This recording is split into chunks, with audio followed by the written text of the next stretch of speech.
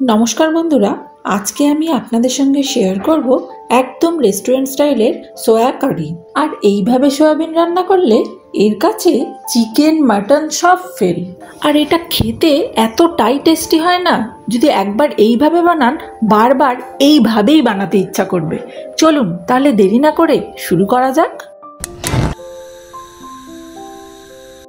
আজকের রেসিপির জন্য আমি এখানে সাফোলা সোয়া চাংস ব্যবহার করব। আর আজকের রান্নাটা আমি প্রায় 100 গ্রাম সয়াবিন দিয়ে করব। তার জন্য সয়াবিনটাকে গরম জলে 10 থেকে 15 মিনিট ভিজিয়ে রাখবো। সয়াবিনটা যতক্ষণ জলে ভেজানো আছে আমি ঝটপট কিছু মশলা রেডি করে নেব। তার জন্য আমি কড়াতে কিছুটা জল গরম করে নিয়ে তার মধ্যে 2টো তেজপাতা, কিছু গোটা গরম মশলা আর কয়েকটা কাজু বাদাম দিয়ে দিলাম। সাথে কালারের জন্য দিয়ে দিলাম কাশ্মীরি রেড চিলি পাউডার। এখন একটা পেঁয়াজ বড় বড় টুকরো করে কেটে গরম জলে দিয়ে দিলাম।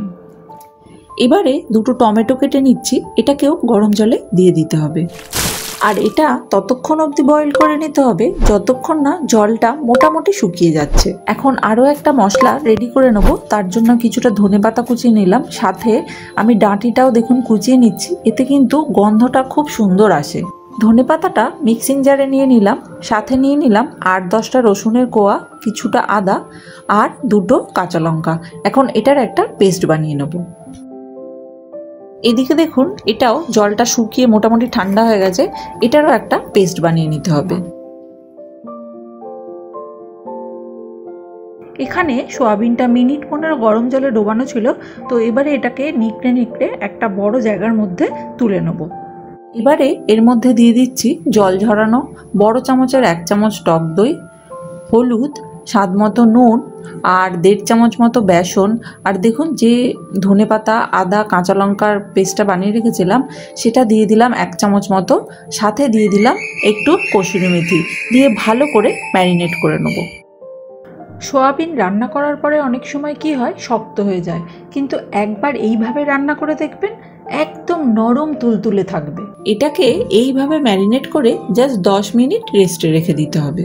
আর এই রান্নাটার জন্য বেরেস্তার প্রয়োজন, সেই কারণে কড়াতে আমি তেল গরম করতে বসিয়ে দিয়েছি। দিয়ে দিলাম 2টো মিডিয়াম সাইজের পেঁয়াজ। এখন এই পেঁয়াজটাকে ভালো করে ফ্রাই করে নেব। আর বেরেস্তা বানাবার জন্য সবসময় কিন্তু খুব বেশি তেলের প্রয়োজন নেই, কম তেল দিয়েও কিন্তু বেরেস্তা বানিয়ে নেওয়া যায়। দেখুন বেরেস্তা রেডি করা হয়ে গেছে, এবার এটাকে ঠান্ডা করে পেস্ট করে নেব। এবার এই এক্সেস তেলের মধ্যেই ম্যারিনেট করে রাখা সয়াবিনটাকে একটু ভালো করে ফ্রাই করে নেব। সয়াবিন আমরা একজন এক এক রকমভাবে বানাই, কিন্তু সবাই গ্রেভিটা ঠিকঠাক আনতে পারি না। কিন্তু রেস্টুরেন্টে ওরা কী এমন জিনিস দেয় যার জন্য এত সুন্দর টেস্ট হয়, তো আজকে আমি সেইভাবেই বানিয়ে দেখাবো। সয়াবিনটা খুব ভালো করে ভেজে তুলে নিলাম। এবারে কড়ার মধ্যে দিয়ে দিলাম খুব সামান্য একটু সর্ষের তেল।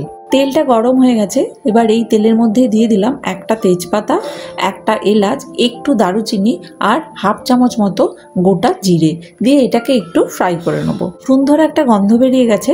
এবার এর মধ্যে দিয়ে দিলাম কাশ্মীরি রেড চিলি পাউডার আর ধনেপাতা, আদা, কাঁচা লঙ্কা যেটা বেটে রেখেছিলাম সেটা এর মধ্যে দিয়ে একটু ভালো করে কষিয়ে নেব। মশলাটা একটু শুকনো শুকনো হয়ে গেছে, এবারে যে টমেটোর পেস্টটা বানিয়ে রেখেছিলাম সেটা দিয়ে দিলাম, সাথে দিয়ে দিলাম একটু লঙ্কা গুঁড়ো আর 1 চামচ মতো ধনে গুঁড়ো। যেহেতু আগেই আমি কাঁচা লঙ্কা দিয়েছি তাই ঝালটা একটু কমই দিলাম। রান্নাটা যদি একবার এইভাবে বানান তাহলে আমি গ্যারেন্টি দিয়ে বলছি সকাল থেকে রাত অবধি কোনো চিন্তাই থাকবে না, কারণ এটা ভাতের সঙ্গে যেরকম ভালো লাগে রুটি পরোটার সঙ্গেও দারুণ লাগে। মশলাটা একটু কষিয়ে নেওয়ার পরে বেরেস্তা যেটা বেটে রেখেছিলাম সেটা এর মধ্যে দিয়ে দিলাম, দিয়ে এটাকেও একটু তেলের সঙ্গে নাড়াচাড়া করে নেব। এই বেরেস্তাটা দেওয়ার ফলে কালারটা এত অদ্ভুত আসে যে আপনাদেরকে কি বলবো। স্বাদ মতো নুন দিয়ে দিলাম আর সামান্য একটু চিনি দিলাম, দিয়ে মশলাটাকে আরও একটু কষিয়ে নেব। 2-3 মিনিট মশলাটাকে কষিয়ে নেওয়ার পরে মশলার যে বাটি ধোয়া জলটা সেটা এর মধ্যে দিয়ে দিলাম, দিয়ে ভালো করে মিক্স করে নেব। গ্রেভিটা একটু ফুটতে শুরু করেছে, এবারে ভেজে রাখা সয়াবিনগুলো এর মধ্যে দিয়ে একটু ভালো করে গ্রেভির সাথে নাড়াচাড়া করে নিতে হবে। এবারে উপর থেকে দিয়ে দিলাম সামান্য একটু কসুরি মেথি। দেখুন বেরেস্তা দেওয়ার ফলে কালারটা কত সুন্দর এসেছে। এবারে একটু চাপা দিয়ে সোয়াবিনগুলোকে গ্রেভির সাথে 5-6 মিনিট ফুটিয়ে নেব। সোয়াবিন একদম রেডি। এবারে গ্যাসের ফ্লেমটাকে অফ করে 10 মিনিট স্ট্যান্ডিং টাইমে রাখবো। আর যে কোনো জিনিস একটু স্ট্যান্ডিং টাইমে রাখলে তার কালার আর টেস্ট দারুণ হয়। এবার এটাকে আমি গরম গরম সার্ভ করব। আপনারা যদি ভাতের সাথে খান সেক্ষেত্রে গ্রেভিটা একটু বাড়িয়ে নেবেন। আমি যেহেতু এটা রুটির সঙ্গে খাবো সেই জন্য গ্রেভিটা এরকমই রেখেছি। একবার এইভাবে সোয়াবিন বানিয়ে দেখুন। এর কাছে চিকেন মাটন দুটোই ফেল।